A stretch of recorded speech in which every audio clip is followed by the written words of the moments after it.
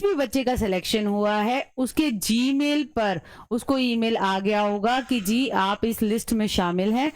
जैसे कि मेरे कई स्टूडेंट्स के पास ये मेल आया और उन्होंने ही फिर मुझे बताया कि मैम हमारे पास मेल आ गया है और हमें डॉक्यूमेंट वेरिफिकेशन के लिए बुलाया गया है।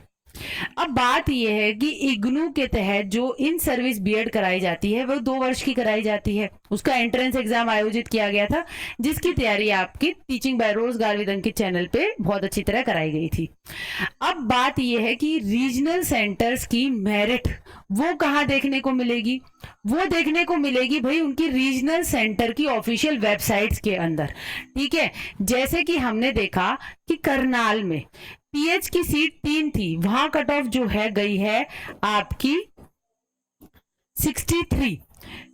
एसटी की 4 सीटें थी, कट ऑफ गई है 60। एससी की 8 सीटें थी, कट ऑफ गई है 68। ओबीसी की 13 सीट थी, कट ऑफ गई है 68। ईडब्ल्यूएस की 5 सीटें थी, कट ऑफ गई है 63 और जनरल में 25 जो सीटें थी वहां कट ऑफ गई है 75। यहाँ पर हमारे एक स्टूडेंट है विक्रम, उसका सिलेक्शन हुआ है। ठीक है, तो मैं आपको दिखा सकती हूँ ये विक्रम, इसने ही यहाँ पर ये भेजा, करनाल हरियाणा में इसका सिलेक्शन हुआ है इग्नू बीएड इन सर्विस का एंट्रेंस पास करके और इसको डॉक्यूमेंट वेरिफिकेशन के लिए अब बुलाया गया है।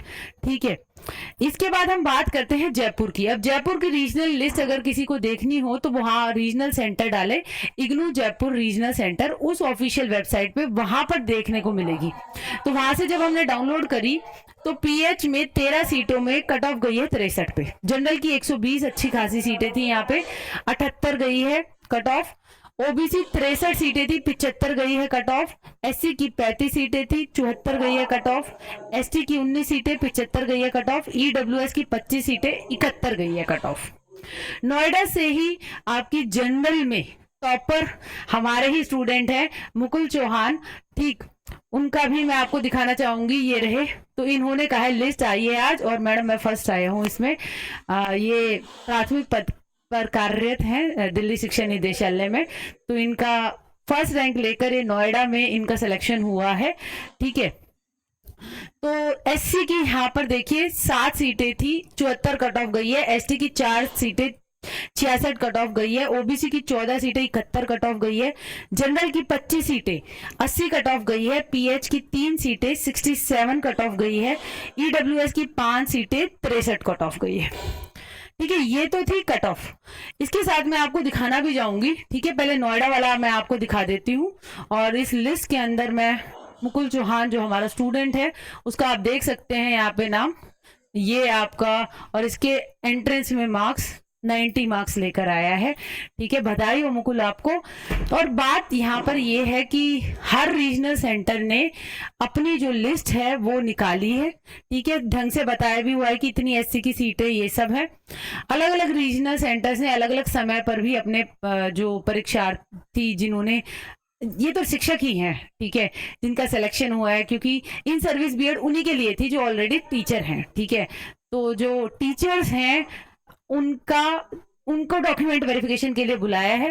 करनाल में आप देखिए कि ये लिखा हुआ है कि आपको डॉक्यूमेंट्स क्या क्या लेकर जाने हैं, अब यहाँ पे देख लीजिएगा। ठीक है, इसी तरीके के लगभग बाकी सभी रीजनल सेंटर वाले भी मंगाएंगे। ठीक है, चाहे वो भारत का कोई सा भी कोना हो। ये वीडियो अगर तेलंगाना में देखी जा रही है, कोलकाता में देखी जा रही है, तो आप सभी अपने रीजनल सेंटर की वेबसाइट पे जाइए, अपना जीमेल चेक कीजिए, आपका लिस्ट में नाम है तो आप डॉक्यूमेंट्स तैयार रखिए। एक तो है high school, secondary, senior secondary marksheet और सर्टिफिकेट्स। ग्रेजुएट और पोस्ट ग्रेजुएट है अगर तो उसकी मार्कशीट और सर्टिफिकेट।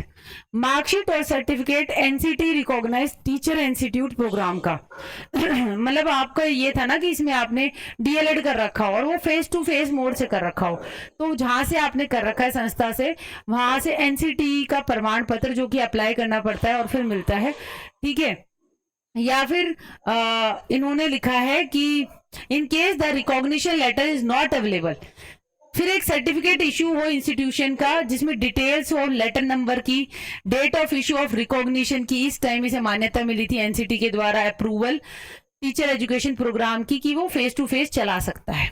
तो वो लेटर आपका संस्था इश्यू ही कर देगा जहां से आपने करी है। फेस टू फेस मोड यानी डेली क्लास अटेंड करना, ऑफलाइन नहीं, NIOS DLED नहीं, ठीक। Original certificate recognise upper primary secondary higher secondary, ठीक है, facility to provide facilities for practical work including internship as per the format, ठीक है। इसमें आपको ये भी दिखाना पड़ेगा कि आप अब इंटर्नशिप कहाँ पर करेंगे। ये करनाल वालों ने मांगा है क्योंकि फर्स्ट ईयर में इनकी इंटर्नशिप रहती है और सेकंड ईयर में भी रहती है।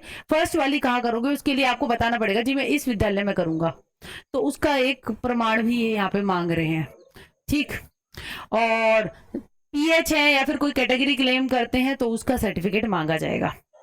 तो भाई ये थी इग्नू बीएड को लेकर जनवरी 2023 में जो रिजल्ट आया है। तो जिसका भी सिलेक्शन हुआ है बहुत बहुत बधाई। टीचिंग बाय रोजगार विद अंकित पे अंकित सर ने हमेशा इस चीज़ को प्रमोट किया है कि हम जो लगे हुए टीचर्स हैं उनके लिए ज़रूर बेहतर करें। उसके लिए मैंने इग्नू बीएड मैराथन हमेशा करवाई है और आगे भी कराती रहूँगी, क्योंकि ये उनके लिए है जो औरों को पढ़ा रहे हैं, रोज पढ़ा रहे हैं, ठीक है। जब अब उनकी पढ़ाई की बारी आती है तो हम उनके साथ खड़े हैं। तो टीचर्स ऑल द बेस्ट, और वीडियो अच्छी लगी हो तो लाइक शेयर कमेंट कर दीजिएगा, ठीक है। आज के लिए इतना ही, थैंक यू।